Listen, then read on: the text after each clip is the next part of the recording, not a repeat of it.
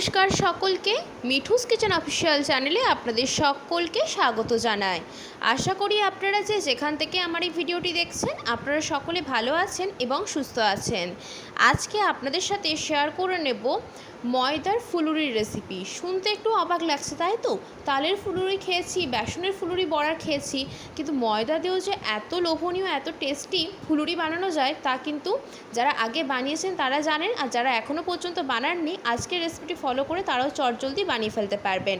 তাহলে চলুন রেসিপিটি শুরু করা যাক। তার জন্য প্রথমে একটি মিক্সিং বোল নিয়ে নিয়েছি, তার মধ্যে দিয়েছি 2 বাটি ময়দা। আমি যেই বাটি মেপে নিয়েছি সেই বাটিরই দিয়েছি 1 বাটি টক দই। তারপরে দিয়েছি পরিমাণ মতো নুন, 5 থেকে 6টা কোচানো কাঁচা লঙ্কা, বেশ খানিকটা পরিমাণ গ্রেট করে রাখা আদা। তারপরে আমি এখানে কড়াইয়ের মধ্যে বেশ খানিকটা পরিমাণ রিফাইন অয়েল গরম করে হাতের 1 মুঠো কারি পাতার পরিমাণটা একটু বেশি দিতে হবে এখানে, ভালো করে সুন্দর করে আমি এখানে তেলের মধ্যে ভেজে নিয়েছি একদম মুচমুচে করে। কারি পাতাটা যখন ভালো মতো ভাজা হয়ে যাবে একদম মুচমুচে করে, ঠিক সেই পর্যায়ে আমি এখানে একটি পাত্রের মধ্যে তুলে নিয়ে হাতের সাহায্যে এইভাবে কারি পাতাগুলোকে গুঁড়ো গুঁড়ো করে নিচ্ছি, যাতে করে একটু ছোটো ছোটো আকারে গুঁড়ো হয়ে যায়। তারপরে কারি পাতার যে গুঁড়োটা সেটা আমি কিন্তু এই মিশ্রণের মধ্যে দিয়ে দিচ্ছি, টক দই ময়দার মিশ্রণের মধ্যে। তারপরে খুব ভালো করে কিন্তু হাতে করেই মাখতে হবে, কোনো উইস্ক ব্যবহার করবেন না। হ্যান্ড উইস্কের সাহায্যে মিশালেও কিন্তু এখানে ভালো মতো মেশানো যাবে না, তো সেই ক্ষেত্রে হাতে করে আমাদেরকে এখানে মাখতে হবে। খানিকক্ষণ আমি এখানে মাখিয়ে নেবার পরে অল্প পরিমাণে জল দিয়েছি। এইভাবে অল্প অল্প করে জল দিয়ে কিন্তু আমাদেরকে এখানে ব্যাটারটা তৈরি করে নিতে হবে, তবেই কিন্তু ব্যাটারের ঘনত্ব আমরা ভালো মতো বুঝতে পারবো, না হলে কিন্তু ব্যাটারটা খুব পাতলা হয়ে যাবে, তাতে করে আমাদের এখানে ফুলুরিগুলো ঠিকমতো হবে না। অল্প পরিমাণে জল দিয়ে আমি এখানে খুব ভালো করে মাখিয়ে নেওয়ার পরে এখানে অনেকটা পরিমাণে শুকনো দেখাচ্ছে, তো সেই ক্ষেত্রে এখানে আমি আবারও অল্প পরিমাণ এখানে জল দিয়ে দিয়েছি। জলটা নর্মাল টেম্পারেচারে থাকা ঠান্ডা জলে আমি এখানে ব্যবহার করেছি।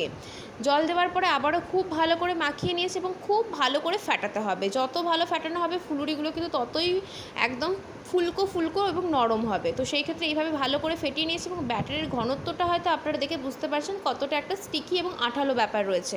ঠিক এই মতোই কিন্তু ঘনত্ব আমাদেরকে এখানে তৈরি করে নিতে হবে। তারপরে আমি যেই কড়াইয়ের মধ্যে কারি পাতাটা ভেজেছিলাম ওই কড়াইয়ের মধ্যে আরও বেশ খানিকটা পরিমাণ তেল দিয়ে দিচ্ছি, রিফাইন অয়েল অতি অবশ্যই করে, এবং যেহেতু এগুলো ডুবো তেলে ভাজা হবে তো সেই ক্ষেত্রে তেলের পরিমাণটা একটু বেশি এখানে দিতে হবে।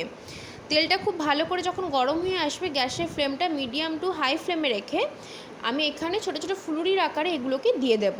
নর্মালি আমরা ফুলুরি যেইভাবে ভেজে থাকি তো সেই মতোই দিয়ে দেবো। সাইজটা ছোট বড় আপনারা পছন্দ মতো করে নিতে পারেন। এখানে আমি মাঝারি সাইজ করেছি, খুব একটা বেশি বড় সাইজও করছি না, আবার খুব একটা বেশি ছোট সাইজও করছি না।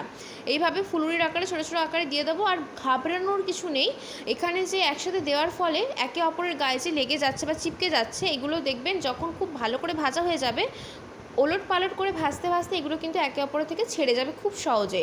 এটা খেতে যে কী অপূর্ব লাগে, এর সাথে কোনো প্রকার চাটনি বা সসের কিচ্ছু প্রয়োজন পড়ে না। নর্মালি এটা খেতে এত ভালো লাগে, ঠান্ডা হয়ে যাবার পরেও কিন্তু বেশ মুচমুচে থাকে। এর স্বাদ যে একবার খেয়েছেন সে কিন্তু ভুলতে পারবেন না, এতটাই টেস্টি হয়। এই বৃষ্টির ওয়েদারে সন্ধ্যেতে এমন যদি মুখরোচক কিছু থাকে তাহলে ছোট থেকে বড় সকলেই কিন্তু বেশ পছন্দ করে খাবে। তাই আজকের রেসিপিটা কিন্তু অবশ্যই করে বাড়িতে একবার হলেও ট্রাই করে দেখতে পারেন, আশা করবো আপনাদের ভীষণ ভালো লাগবে। সুন্দর মতো উল্টে পাল্টে দেখুন ভাজতে ভাজতে কিন্তু আমাদের এখানে যতগুলো একে অপরের গায়ে লেগে গেছিলো সবগুলোই কিন্তু ছেড়ে গিয়েছে।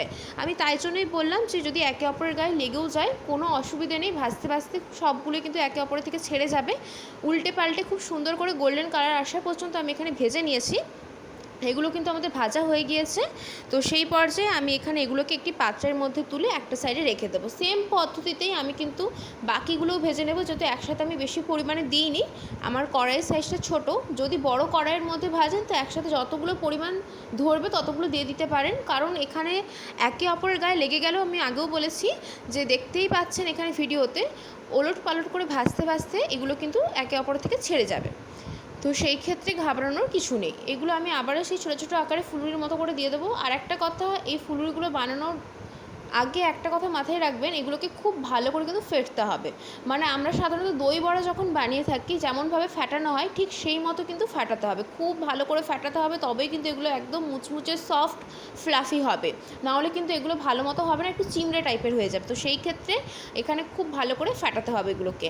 আর ময়দা টক দইয়ের পরিমাণটা আশা করি আপনারা বুঝতে পেরেছেন, 2:1, মানে যতটা পরিমাণ ময়দা নেবেন তার অর্ধেক কিন্তু এখানে টক দই দিতে হবে।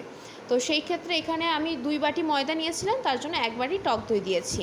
এগুলোকে আমি দিয়ে দিয়েছি ফুলুরির আকারে, ছোটো ছোটো আকারে। যখন দেখবেন এগুলো খুব ভালো করে একটা দিকে কালারটা একটু চেঞ্জ হয়ে গিয়েছে, মানে একটা ব্রাউন কালার চলে আসছে, তো ঠিক সেই পর্যায়ে আমি এগুলোকে ওলট পালট করে সুন্দর করে ভেজে নেব। দেখতে যত না লোভনীয় লাগছে, খেতে কিন্তু ভীষণই লোভনীয় হয়েছিল। একদম চটপটা একটা রেসিপি, বাড়িতে অতি অবশ্যই করে বানিয়ে দেখবেন। এই বৃষ্টির ওয়েদারে সন্ধ্যেতে কিন্তু এমন মুখরোচক কিছু থাকলে সন্ধ্যেটা একদম জমে যাবে। ওলট পালট করে খুব সুন্দর করে গোল্ডেন ব্রাউন কালার আসা পর্যন্ত এগুলোকে আমি ভেজে নিচ্ছি। খুব বেশি কড়া করে বা লালচে করে ভাজবো না, এরকম একটা সোনালি কালার আসবে বা গোল্ডেন ব্রাউন কালার আসবে, ঠিক সেই পর্যায় পর্যন্তই কিন্তু আমি এখানে এগুলোকে ভেজে নেব। আমাদের কিন্তু এখানে ভাজা হয়ে গিয়েছে এগুলো, তো সেই পর্যায়ে আমি এখানে এগুলোকে একটি পাত্রের মধ্যে তুলে নিচ্ছি। বাকি যেগুলো রয়েছে সেগুলোকেও একই পদ্ধতিতে আমি এখানে ভেজে নেব। আজকের রেসিপি যদি আপনাদের ভালো লেগে থাকে তাহলে অতি অবশ্যই করে আমার চ্যানেলটিকে সাবস্ক্রাইব করে দেবেন, লাইক শেয়ার কমেন্ট করতে ভুলবেন না। আর যদি এরকম নিত্য নতুন রেসিপি পেতে চান তাহলে অতি অবশ্যই করে আমার চ্যানেলটিকে সাবস্ক্রাইব করে দিয়ে আমার চ্যানেলের পাশে থাকার অনুরোধ রইল। সেম পদ্ধতিতে বাকি যেগুলো রয়েছে সেগুলোকেও আমি এখানে ভেজে নিচ্ছি। ভীষণ মুখরোচক খেতে হয়, সন্ধ্যেতে চায়ের সাথে কফির সাথে খেতে পারেন কিংবা এমনিই খেতে পারেন। এর সাথে কিন্তু কোনো প্রকার চাটনি বা সসের কোনো প্রয়োজন পড়ে না। চাইলে আপনারা সস দিয়ে খেতেই পারেন, তবে এগুলো শুধু মুখে খেতে এত ভালো লাগে যে কী বলবো। বাড়িতে অতি অবশ্যই করে এই ময়দার ফুলুরি একবার হলেও বানিয়ে দেখার অনুরোধ রইল। একবার যাকেই বানিয়ে খাওয়াবেন সে কিন্তু বারবার অনুরোধ করবে বানানোর জন্য। এগুলোও কিন্তু আমাদের এখানে ভাজা হয়ে গিয়েছে, তার জন্য এখানে আমি একটি প্লেটের মধ্যে তুলে নিচ্ছি। আজকের রেসিপি কিন্তু আমাদের একদম কমপ্লিট হয়ে গিয়েছে। দেখতে যত না লোভনীয় হয়েছে, খেতে কিন্তু ভীষণ লোভনীয় হয়েছিল। আমি কিন্তু এখানে আপনাদেরকে ভিডিওর প্রথমেই দেখিয়ে দিয়েছি কতটা সফট এবং ফ্লাফি হয়েছে। এগুলো ঠান্ডা হয়ে যাওয়ার পরেও ভীষণ সফট এবং ফ্লাফি থাকে। বাড়িতে অতি অবশ্যই করে ময়দার এই ফুলুরি একবার হলেও বানিয়ে দেখতে পারেন।